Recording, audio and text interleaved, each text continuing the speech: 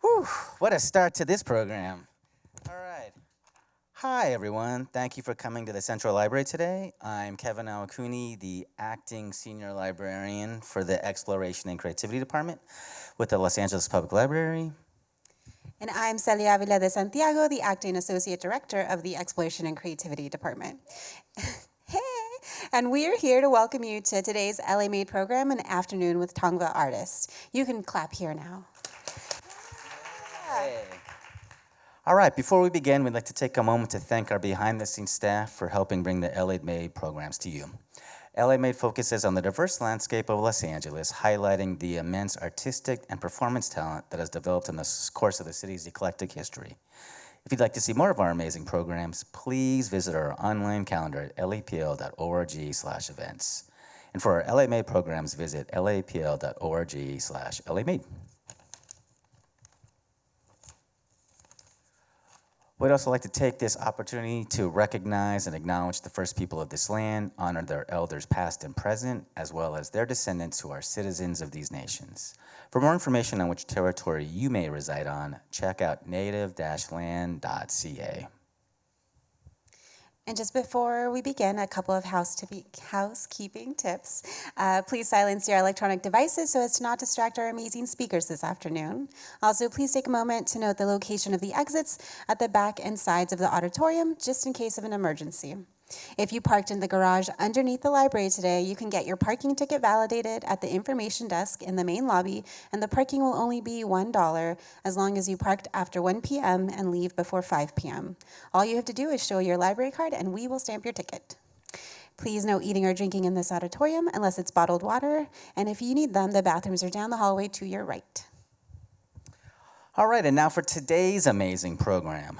Join us for an afternoon of Tongva Art and Culture. Contemporary artists Adrienne Kinsella, Michael Ybarra, and Monica Zavala will discuss their artistic practices and how they use their mediums like painting, film, and illustration to connect to their culture. This conversation will be moderated by Miztla Aguilera. And now here to kick off our program is Miztla. You can clap.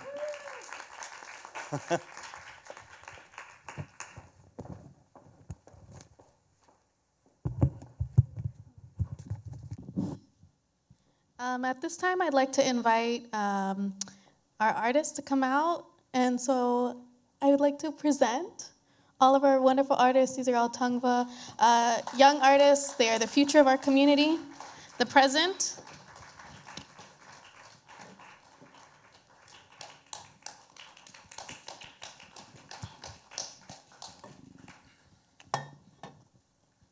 So if you'll give me a moment to introduce them all to you. You've probably seen them before. They're quite famous. We are quite proud of them. So we'll start off with Adrienne. Adrienne Kinsella is a fine artist working in a variety of media, focusing on drawing and painting. As a descendant of the Tongva of Los Angeles, issues of access and belonging or lack thereof is a theme that spans her work. Her representational paintings examine interiors, exteriors, and collapsed timelines in an ongoing search for home. In her drawings, native plants function as both symbols and direct references to longevity within the landscape, quietly declaring, "We are still here." The life cycle of plants holds deep meaning for the artist, suggesting that hope springs from seemingly dead things, a promise of regeneration from even the tiniest of seeds. Monica Zavala is an enrolled member of the Gabrielino Tongva Nation, a Hachman and Chicana, and finds deep inspiration in her cultural heritage, weaving the stories and traditions passed down through generations into her artwork. Specializing in illustration, painting, sculpture, creative writing, and digital art, her talent knows no bounds. She passionately collaborates with various Native communities, documenting their issues, traditions, and ceremonial practices, and shining a spotlight on their cultural heritage. And Monica didn't write it down in her bio, but she is also part of Mohajre Mi Boku, which is our Tongva basket weaving collective. So I want to shout that out as well. Monica being very humble and not including that. And then Michael Ybarra. Michael is a Tongva, Chumash, and Chicano visual artist and storyteller.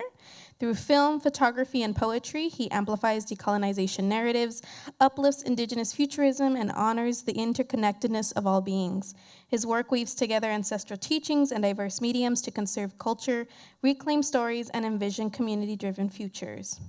So with that, I want to thank our artists for being here, thank all of you for being here, thank LA Made for providing a space for our community to be able to showcase some of our artists and some of the work and some of the dreams that they're working on completing for us. So I'm going to pass it over to the artists, and I think we're going to go through their presentations, their photos. Do we have the clicker? I don't have a clicker. The clicker. It's all right.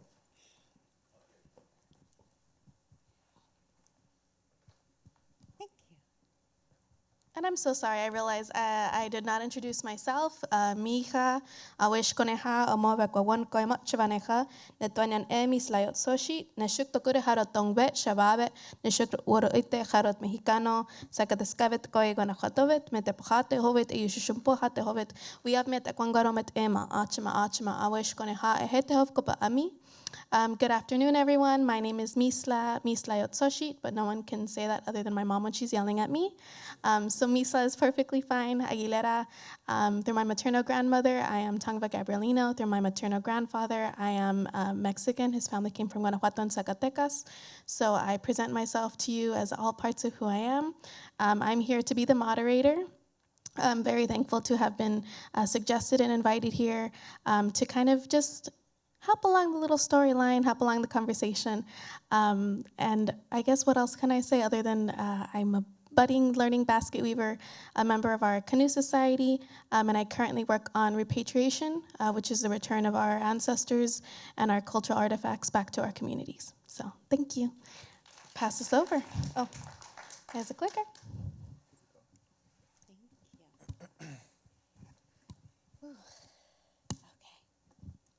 Hello, everyone. Thank you so much for coming out. And I also just wanted to extend thanks to LA Made for acknowledging not only the history of our tribe, but the fact that we live in the contemporary. And so we start with this. This was actually a commission that got my work started in a trajectory it had never gone. And so what I did, this was done in 2023, I actually got a current 2023 map from the LA City Planning Office and wanted to juxtapose past and present. And the little dots you see there are the known Tongva village sites within the city. And I say known because there were likely more. These are the ones that were known. My cousin and I, we did painstaking research, looked at maps, trying to get it as absolutely accurate as possible, trying to get the place names, which it was quite challenging. When the Padres came through and took roll of indigenous peoples they were bringing into the missions, they were more concerned with numbers of people, and they would name villages, but they wouldn't necessarily say where they were. And others we know. Magna is one that I frequent weekly. My son and I love hiking in Griffith Park. We'll get to that in a minute. And then my family's origin village site was Guashna, which is where current-day Playa Vista is. But there were different village sites that we know there was tribal presence. There's a swath on the west side. You can see, couldn't find the name of those to save my life. I researched. So it's interesting. And then it's surrounded by native plants. So that's what that is. And then this was a self-reflective piece that shows the sambucus plant, also known as elderberry, native to California and other zones, but the tribe used it medicinally. And it was about a place of personal healing, also taken literally of my hands in Griffith Park. I believe my friend who took the photo is here. And just, again, this bridge of past and present, and a focus on healing. I think it's important for us to acknowledge history and understand all the different narratives, positive, negative, that happen, but always look forward to how can we engage in healing. This was actually featured on the cover of the LA Native Heritage Guide last year, which was such an honor and a surprise. So this one definitely comes out of the hiking in Griffith Park. So in Los Angeles, we're so engulfed in concrete and asphalt all the time, and the sound of cars and the smell of gasoline. And so I think for me, for health, to weekly get up into the closest wilderness for me in the part of the city I live in, which is Griffith Park, became these moments of connection with nature, of, you know, some good cardio, which is always good, and hiking and connection with the land.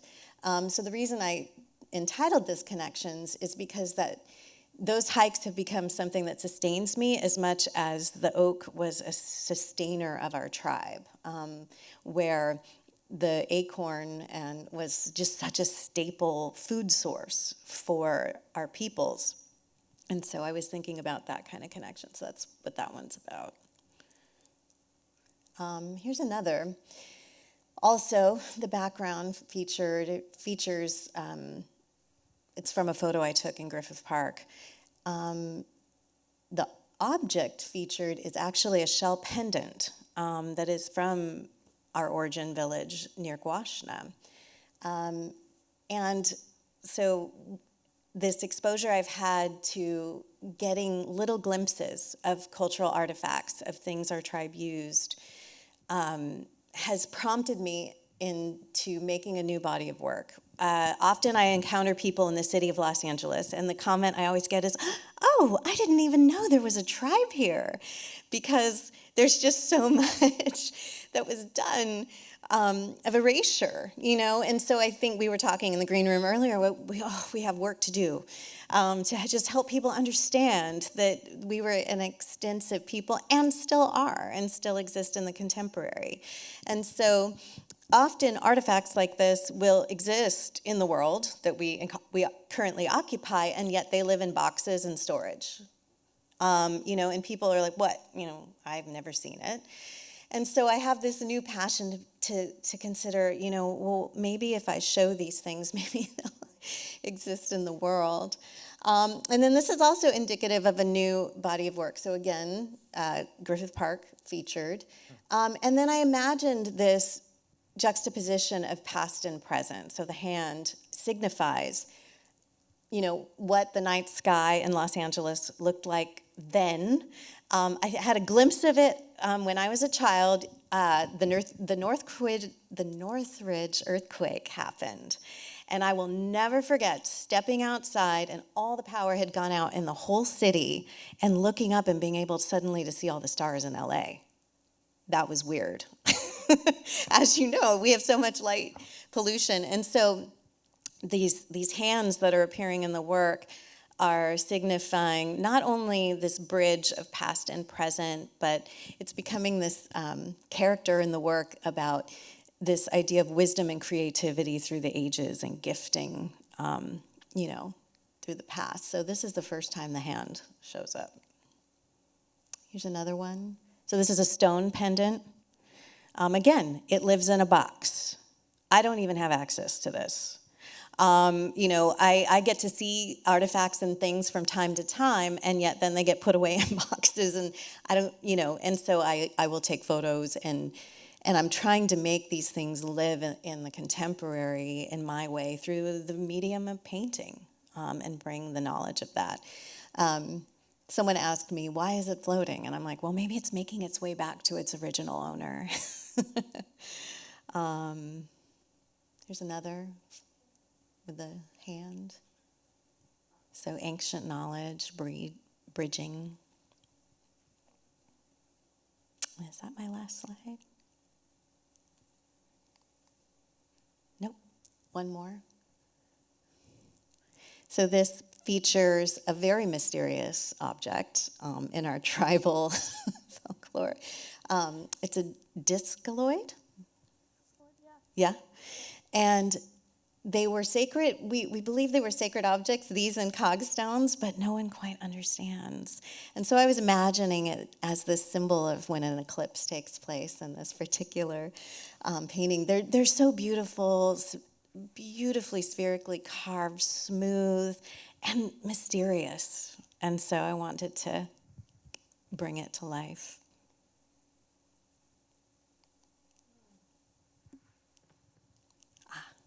It's your turn. Oh, the clicker. Oh, the clicker. Oh, yeah, you need that too. So just to provide some context, oh yes, clap. Thank you, Adrienne, for that. When she's saying that these are our culture, our pieces, our material from our ancestors that are held in boxes, literally held in boxes. So as cities have gone up, archaeology has happened, people have built pools in the back of their houses, they'll find artifacts, they'll find proof, they'll find our ancestors' belongings if they don't find our ancestors themselves.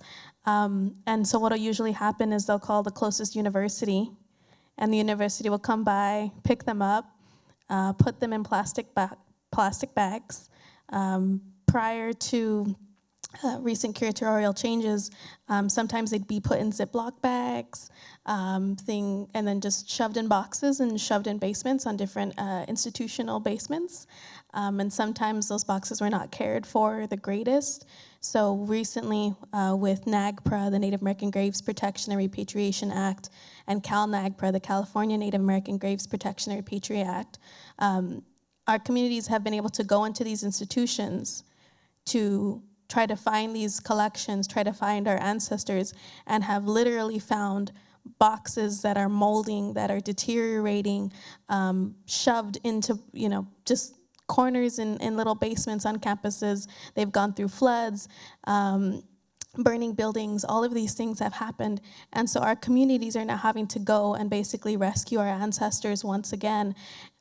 But it's only limited. You have to have special permission, which is great in some cases because it prevents looting, but it also means that of the people on this panel today, not everyone has actually gone to go see been able to see a cogstone, has been able to pay their respects to our ancestors.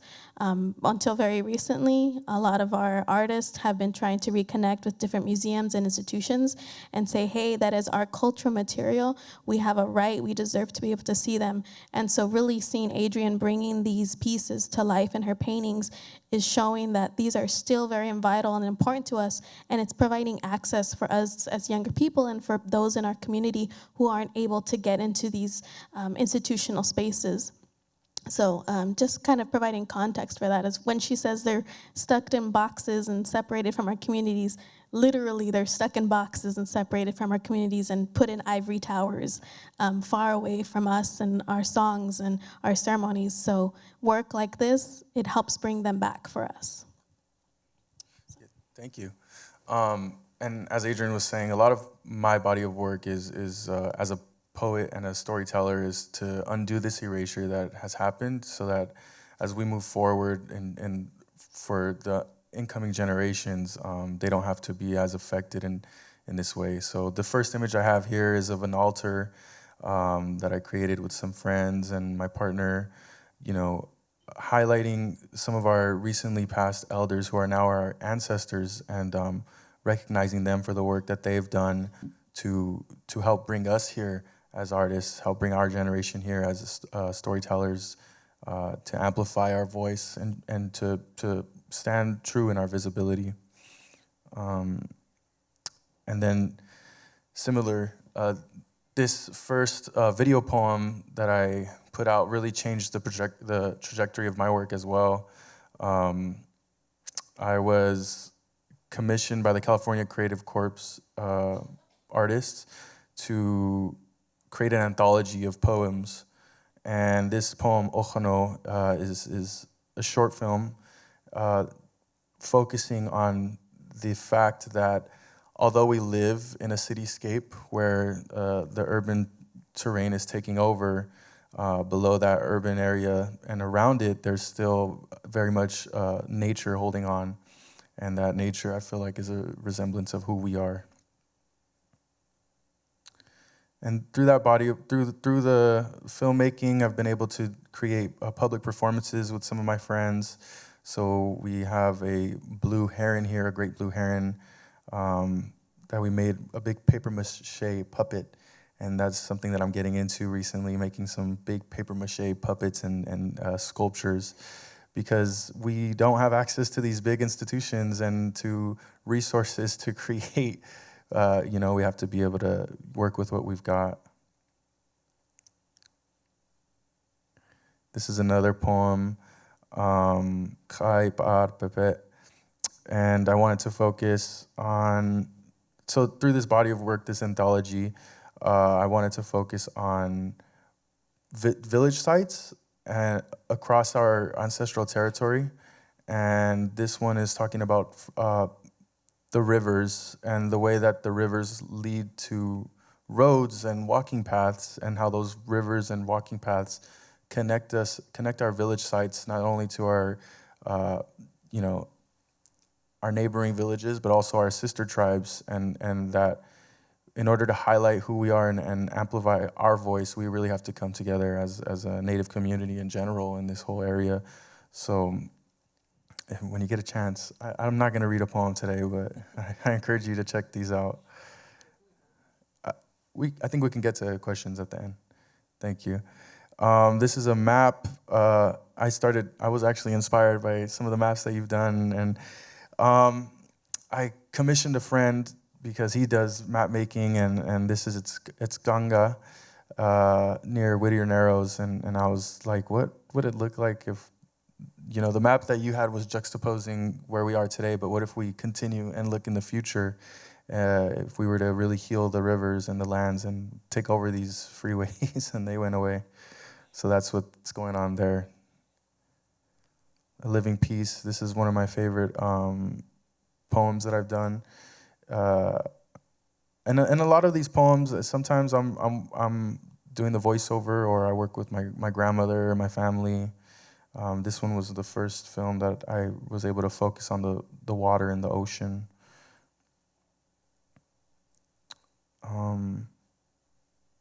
But I mean, the biggest thing is whenever I'm writing, I'm always remembering that every day we struggled, and this experience has been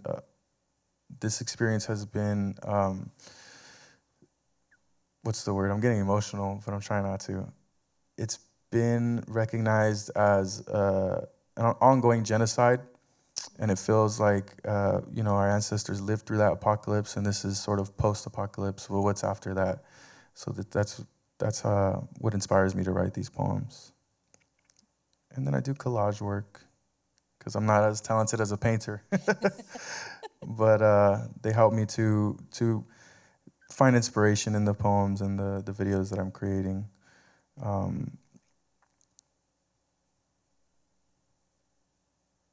I think that's all that I have to say about this, though. I mean, the work that I do is really to bring my community together and amplify my community. It's not all about me. I mean, the majority of these projects, I can't do alone, especially as a filmmaker. And this sand painting here, I come together wherever I can and help to, like I said, amplify the voice of my community members and who they are, because I feel like in our community, you're either a scholar or an artist or both, and there's so many of us. And a lot of people don't realize that, but we're really all over the place. Isaac's being very modest right now. I want to point that out. I think also something very important that I have seen Isaac do for our community is really making sure that he's archiving those moments. Recently, within the last few years, we've seen our language resurging. We've seen our basketry resurging. We've seen our canoes resurging. And that knowledge being passed on. And it's really important for us as a community, because I know, traditionally, if we existed in our communities the way we did back then, every day was focused on learning your culture. Every day was focused on being your songs, your language, your ceremonies. But in today's society, we don't have that luxury anymore. you're going to work all day and you come home and you're tired, and if at best you'll learn one word that night, you'll be like, okay, I know that shukat means this, I know that torovim means this, and you'll remember, then you'll fall asleep, and then you start the next day over. So it's really difficult for a lot of our community to be able to spend time completely focusing on that. So with Isaac coming in and filming these processes for us, documenting as our community is relearning our basketry, as our community is making our language more accessible for our younger generations. So I think that is also a very big thing that you do, even if you don't want to shout it out. I will shout it out for you. So really archiving our community as it's growing and our culture as it's being expanded and being made more accessible for our future generations. Thank you. And yeah, that's really what's got me, into amplifying that and archiving that is the language revitalization, because you help bring people together, and it helped me a lot to connect with who I am and who my ancestors are through the language revitalization. Hello, and thank you for bringing us together here today, and for everybody who's attending. Each time I do one of these events, I just, it's just a good feeling in my heart to see so many people within community and and outside of our community come together and just take a second to learn about, who we are as, Tongva people. But I just want to go over a little bit about my art. So a lot of my art is more California Indian based. So I like to highlight the different communities that we have, because we are so diverse from Southern California to Northern California. Their traditions are way different than our traditions, and their regalias are way different than our regalias. The instruments that they use in their songs, the language is different, everything is different. And I'm just going to share a little bit of that and a little bit about the different types of art that I do. So this is actually the first painting of the series that I started. I call it Singing of the Birds because this, I just see that the title is wrong, but that's okay. It's called Singing of the Birds. So this particular piece was an idea that I had when I went to an event called Singing of the Birds that happens at Palm Springs High School. And it's where all the bird singers and all the bird dancers gathered together. It's a gathering. And they just, they're within community, and they share the songs and the good vibes there. And I was just looking, and I saw all the bird singers lined up, and just seeing how they were staggered from my angle, I just thought that was a good thing to paint. And this is when I was just barely getting back into painting, because I haven't been painting since I was in junior college, where I graduated from Mount Sinisino. And so I was like, I'm gonna create this as a painting, but I only wanted to highlight, I don't want no faces or anything, because I want other people to see themselves in these paintings as opposed to me painting a portrait. And so other bird singers, other bird dancers can see themselves in these paintings. And so I created these hands, and you can see how unique each one of these singers are. They have the different rattles, they have their different designs, and you can even tell that one is left-handed. And so I really wanted to highlight that, this is still something that was being done back then, and now still is being done today. So that was the start of this painting, and from there it just blew up, and I think I have over 30 paintings in this particular series now, and it's just continuing to grow. This was my first self-portrait of this series, and this is a painting of me braiding my mother's hair. And I like to talk about this piece as being a piece about reciprocity, because as I was a young girl, I would have my hair braided, have my hair combed, or my mother take care of me, or when I was really little, she would dress me up and everything. And now that we are getting older, I'm in my 30s now. My mom is very much older and has a lot of difficulties nowadays just to even get out of the house. But this is my way of, being reciprocal to her, is by now doing the same things that she used to do for me, I get to do for her. So this is me braiding her hair as me taking care of her as she once used to take care of me.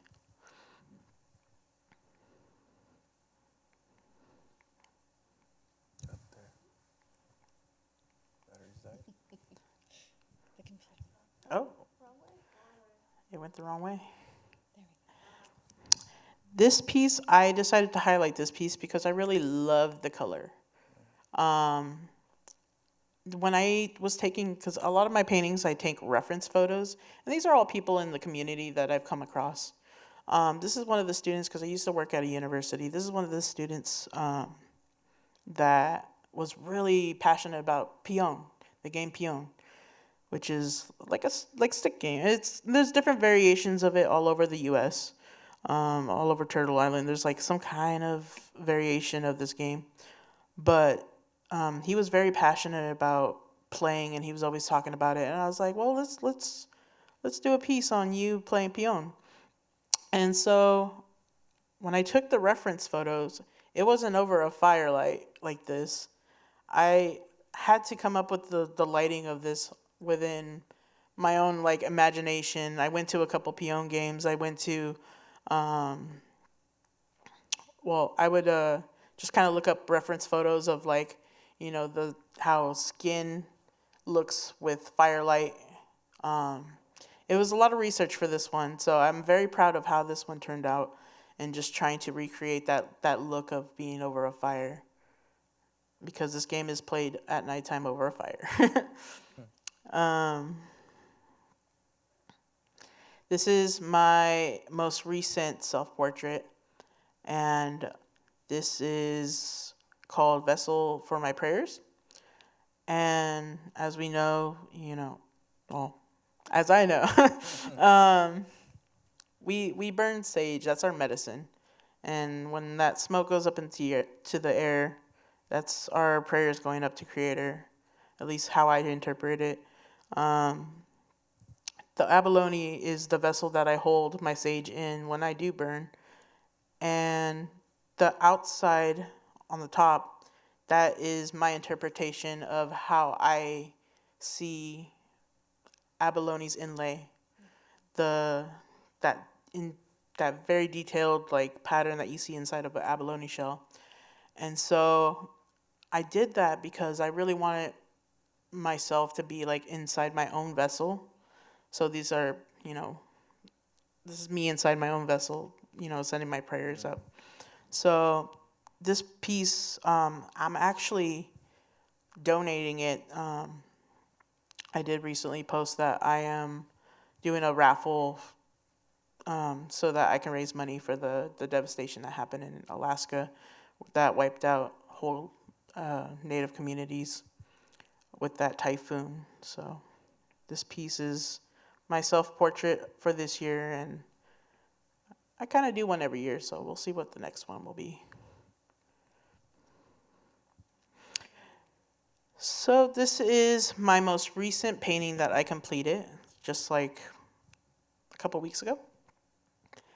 And this is part of our basket weaving that we do. This is a day when we went out to the Kauai territory, and we went to go harvest some junkus in their local family patch. The family patch? Yeah, it's like a family patch. So we went out to go harvest, and then we spent the day, talking amongst each other, having stories, just stripping it and processing it. And some people were making baskets with the fresh junkus. Some were processing it to make baskets later. But it was a good day, and we got to share food and have a little potluck and be within community, because it wasn't only just Tongva people, it was Kauai people, it was Biokawichan people, it was all different communities, and we got to get together and just enjoy that day. amongst each other. And like I said, all these paintings that I do, these are real people. These are, it's like storytelling, but in painting. So what I see interesting is what I want to capture in my paintings. And this being around community gives me that opportunity to highlight some of our members. They might not think that they do things that are very important, but everything that they do is important. And this is me telling their story, whether it be the smallest thing of stripping junkus or singing songs with the rattle. So, yeah.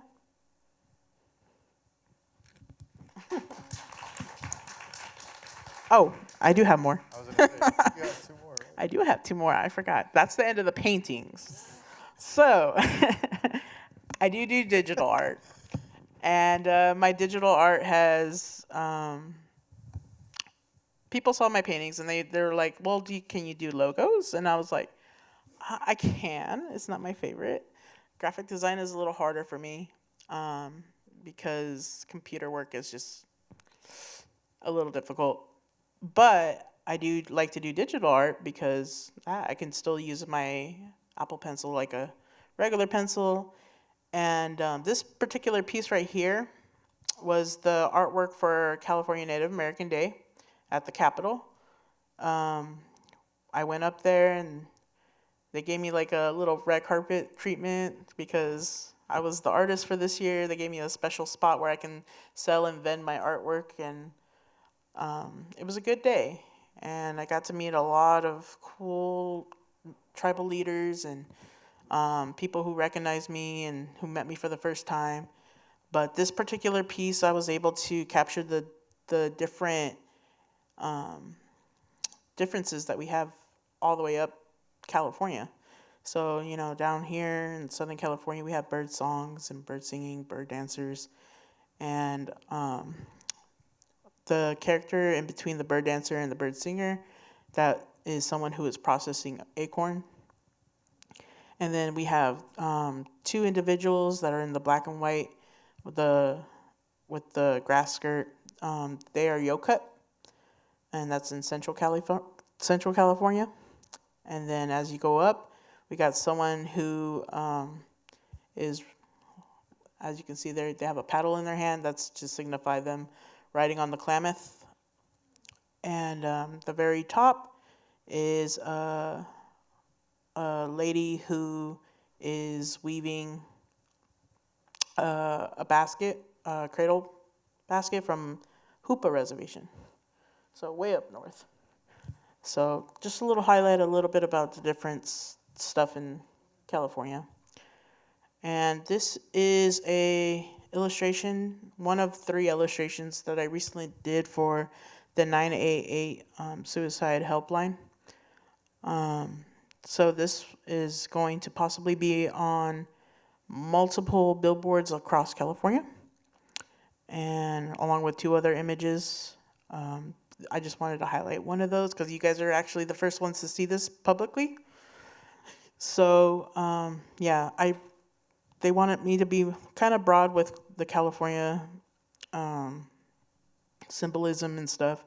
We got our poppies here in California, and the 2 birds down here. We got the red-tailed hawk, and then up there they have Prego Niche, which is their California condor. So yeah, I just wanted to, and then in the basket, she does have the different medicines that are here throughout California that people use.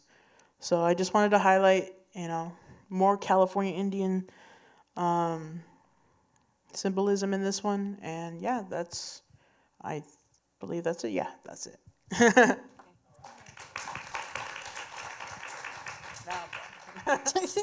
Yeah, you sure you don't have no more? You sure? I'm positive.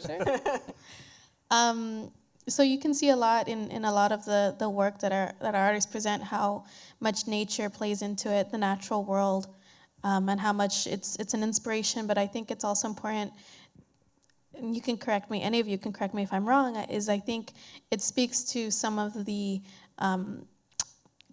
ideas that we were brought up with, some of our philosophies. I know one of our elders, Craig Torres, is always saying that, we're the unnatural ones imposing on the natural world in today, whereas traditionally we lived with the nature, we were part of it, we did not consider ourselves separate. And I think that goes back to one of our creation stories where we are the last to be created. Human beings are the last to be created, not to rule over the Hunuk Vitam, all that came before, but to take care of them, that was one of our duties. And so I feel like that feeds into our spiritual philosophy and our way of being and how we live in the world and how we see the world, as we are a part of that nature. And being from a community whose traditional homelands are almost completely paved over, cemented in, from our waters to our lands, that to our islands even being, kind of separated from us in many different ways. But I think it's important to point out how much that nature, we refuse to let it be ignored. We refuse, in the same way that Adrienne was saying, if I paint it, they'll see us. That if I paint it, it's true that we're still here. If I show them that we're still here. So I think in all of your artwork, you are also still showing that relationship still very much exists. We're still bringing it to the present. So I do want to acknowledge that and point that out. And so you can see a lot of that inspiration. But are there any other artists within our community and within the broader Native community that have inspired you to get to this point? Because I know it's, we talked about it earlier, that, in our parents' generation and even sometimes, us growing up, it was like, what do you mean you want to be an artist? There's no future in that. And you guys have continued and done it. And look at all that you've accomplished now and how much of an inspiration you are for the next generation within our community. So if you can just, talk about some of those elders or those people within those artists that have really pushed you to get to this point. I would mention Cindy Alvitre. I would mention my own father, who initially discouraged his 3 daughters away from art, and now we're all artists. And I would also say definitely my 2 sisters, Mercedes Doramy and Katie Doramy, who were quicker to acknowledge our Native heritage in the work than I have been. And so, watching their trajectory and very much, just recognizing that it's a special gift to be able to bring light to this chapter of my identity. I too am mixed race. With my grandmother was from Mexico, and my mother's family is of European origin. And so I always joke with people, I'm like, I can't be mad at anybody because I got it all in me. So, but yeah, it's amazing to see and encouraging to see. And then also, of course, River Garza, my cousin, I think he's out there somewhere, an amazing artist, and got us all here today. I would have to say a couple artists. First off, being my mom, she never would say that she would never say that she's an artist.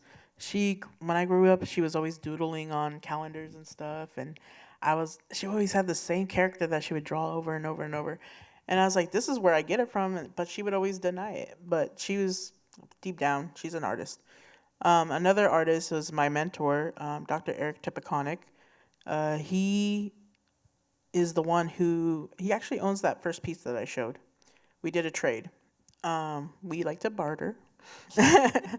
So, yeah, we bartered that first painting that I did, and he made me another painting similar size, and it's hanging up in my hallway. And he was the first one to actually take me under his wing and show me what it's like to be in galleries and what the work that it takes behind the galleries, from making the tombstone descriptions and the communication that it takes between you and the gallery itself. And he just showed me all the ropes on the ins and outs of gallery. And then some other artists that I liked are the ones who have been doing a lot of the artwork for the posters that you see here in California. We got my gosh, my mind just went blank right when I just had it in my hand. Like Jackie Fawn. Jackie Fawn is one. She does a lot of great posters and work, and she's based out of up north. And there's a few other artists. I can't quite put my name on it. It's like my mind went blank right when I got to this question. But that's what happens. But you know, any posters that you see, a lot of the artists are from Northern California, that highlight a lot of the things here. But I feel like I'm starting to become like the Jackie Fawn of Southern California. Or the Monica of Southern California.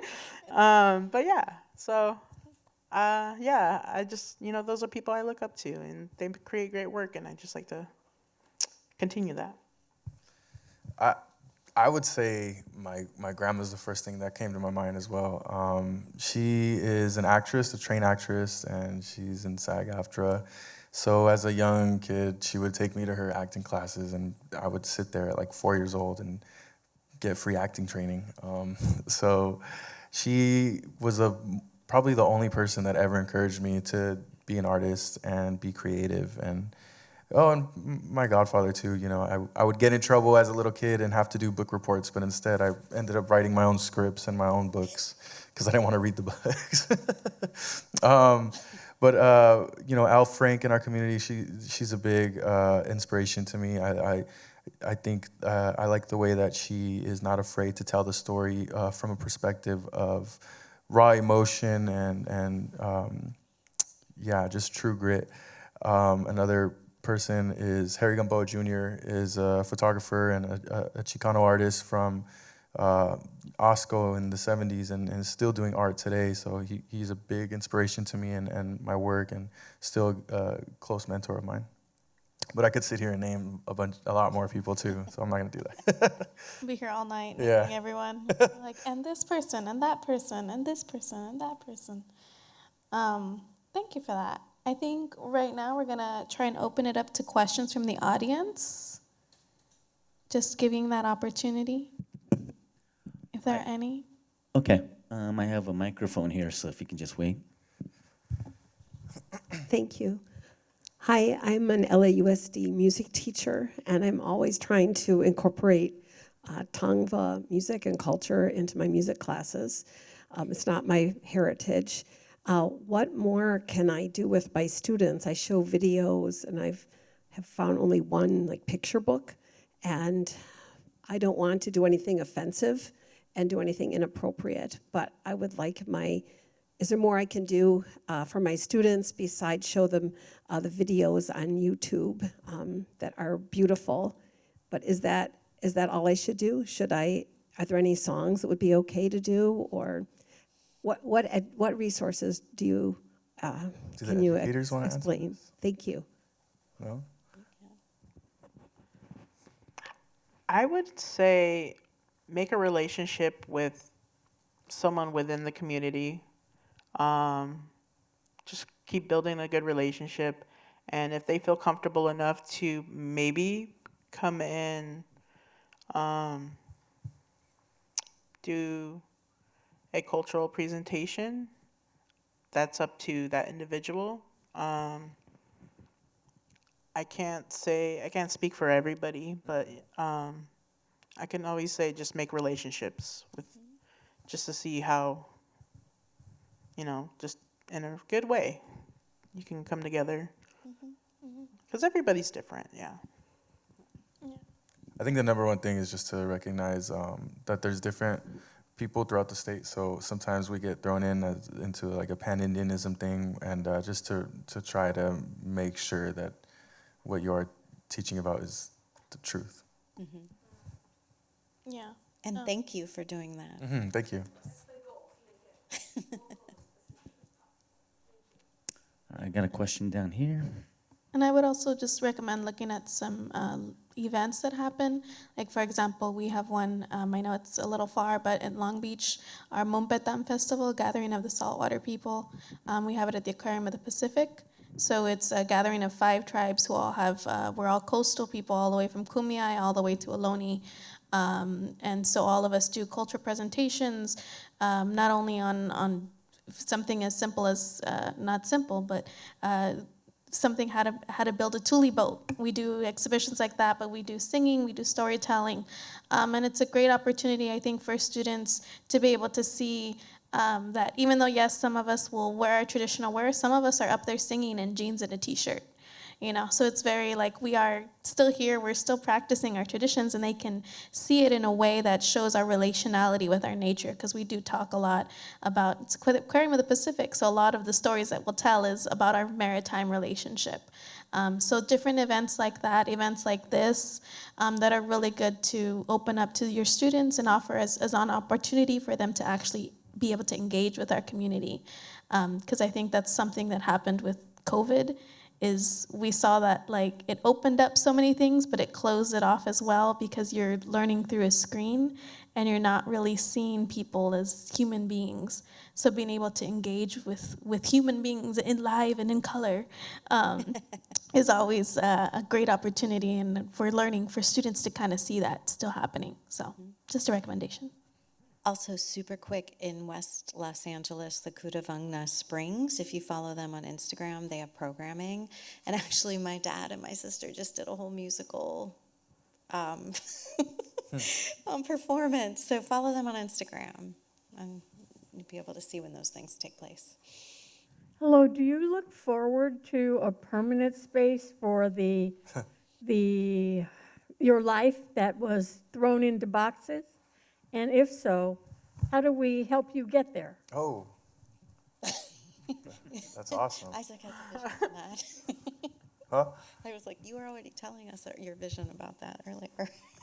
Yeah, I mean, I would like to see a permanent space for sure. I think more than a permanent museum, you see that all over. I would like to see like a library or a museum, something over at Catalina Island, for instance. I won't get too much into it, but you can support us by reaching out, letting us know who you know, so we can talk to them. You and then you. Hey, thank you all so much for sharing your art. It was so beautiful and inspiring, especially your hands. You do such a great job, Monica, with hands. Miztla, I had a question for you. I was curious about, did I mess that up, your name? No, it's fine. My apologies. I had a question for you. I was wondering if you could talk a little more about the reparations work, or Repatriation? repatriation work that you're doing. Have you met resistance, and like what is the legal side that, like, what legal defense do you have to recover these artifacts? So we're about to get legal here, but I'm not a lawyer. This is not legal advice. I'm just giving my perspective. And I feel like you could probably also jump in on this too, Adrienne, a little bit. So the issue here is we are part of the issue, I guess I should say. We are a community without federal recognition, right? Which means that according to the federal government, we don't exist. Which is ironic because we're sitting here in front of you, but you know. So according to the federal government, we don't exist. We don't have a land base. We don't have a casino. We do not get free college. All of those, you know, we have to pay taxes, right? All of these assumptions that people make about us as soon as we say we're Native don't apply to us. But that also means that the federal NAGPRA law doesn't apply to us. So what that means is, for example, in an institution, they have our ancestors that we can prove they came from this village, and that we know we have a relationship with that village, and we can prove those are our ancestors. Because we are a non-federally recognized tribe, we do not have any legal ownership. We have no legal recourse to claim them on our own. So you have to be a federally recognized tribe to claim Native American human remains. So that means, technically speaking, a tribe in Alaska, a tribe in Oklahoma, a tribe in Michigan, you know, or Texas has more legal abilities to reclaim those ancestors than we do. there used to be a section of the law 1011 which allowed for us to work with with federally recognized tribes to partner up with them, and they would basically sponsor us in essence to be able to reclaim our ancestors. But 1011 has been discontinued, so it is now back on solely only federally recognized tribes, which now means that part of the new changes as well have been that boxes are not allowed to be opened unless approved by all the federally recognized tribes who claim that specific site. So even though here in Los Angeles County, there is no federally recognized tribe officially, because we're not federally recognized, there are multiple federally recognized tribes who claim a relationship to the Los Angeles County.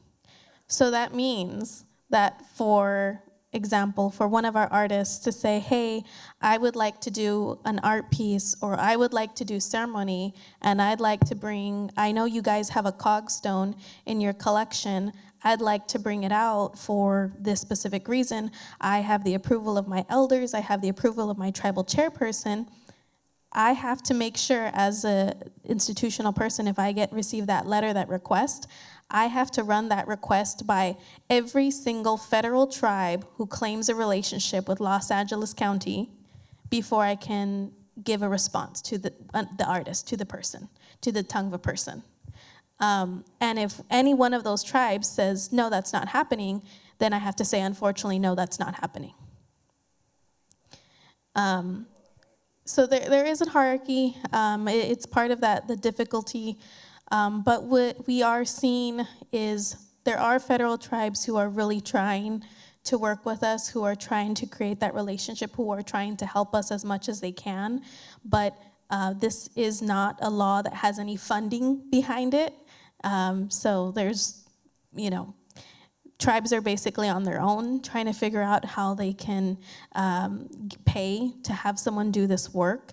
And even if there are grants, you have over 500 federally recognized tribes applying for the same grant, and only so many people can get the grant.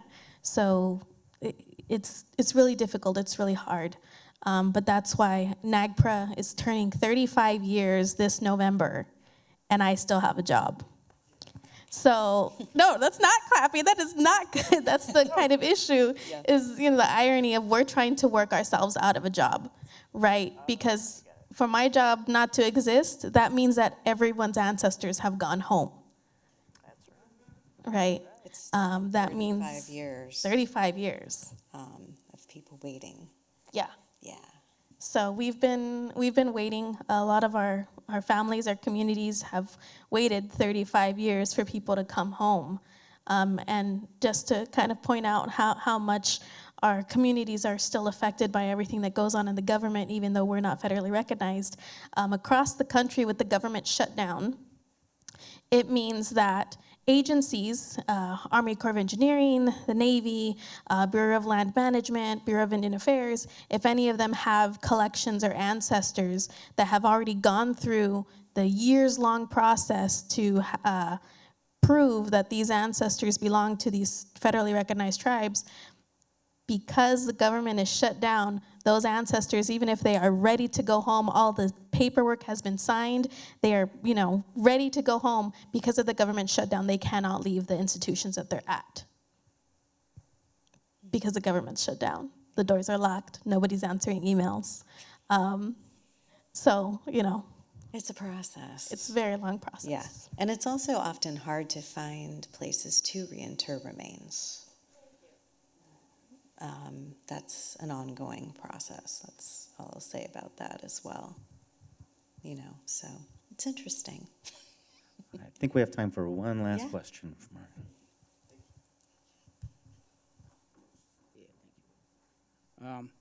Hello, everybody. My name is Ebele Tame. I'm from Cameroon, Central Africa. We had the same problem with Germans and the French and the British. I happen to frequently go to Santa Monica. This question is put to any one of you. what is the correlation between Santa Monica and the Tongan people? Because in Santa Monica, you have a Tongan park. That's where I mostly chill. And I think there is a museum somewhere in between Santa Monica Boulevard and Bundy. I've not visited it, but I read the name, especially during COVID, because it was closed. So is it open? Is it open to the public? And the last question is, I happen to also work for Parks and Recreation, Santa Fe Dam. And that's where I started, basically, the first time I heard about the Tongan people. Because Santa Fe Dam, the park, which is the second largest after Bonali up north, was given by the Indians to Los Angeles County. But they never specifically told me what nation awarded, that those hectares of land to Los Angeles County. Thank you very much. Sure. Well, I think we could say there was a large Tongva presence in Santa Monica. And the Tongva Park is somewhat of an acknowledgement of that. And again, Guashna was Playa Vista. And there is a Tongva memorial there as well. So I think there is a healthier trend of acknowledgement of the presence of the peoples now. And yet, we were talking earlier, I just don't think anybody understands the extent of the presence here in this temperate climate where there were resources. And it wasn't like a little tiny group here. It was very, very extensive presence. As exemplified from some of the burial sites that we've encountered.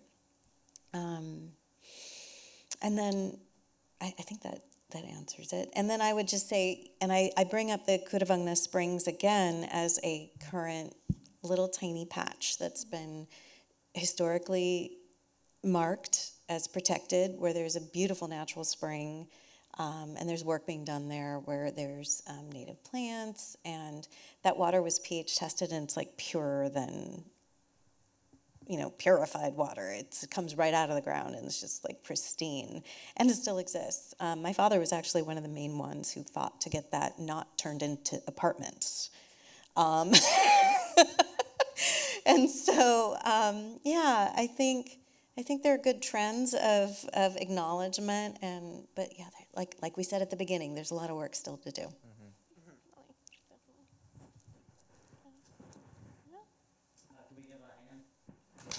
Yeah. All right. Well, thank you so much for attending today's LA Made program. The success of LA Made and literally all of our library programs cannot happen without the support of you, our patrons. So thank you so much, and have a great rest of your afternoon. Thank you.